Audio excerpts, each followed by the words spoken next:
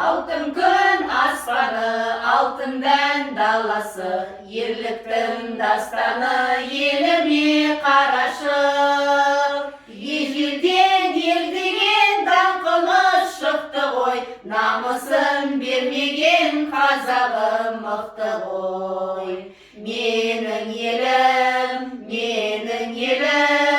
гүлім болып егілемін, жырым болып төгілемін елін, туған жерім менің Қазақстаным.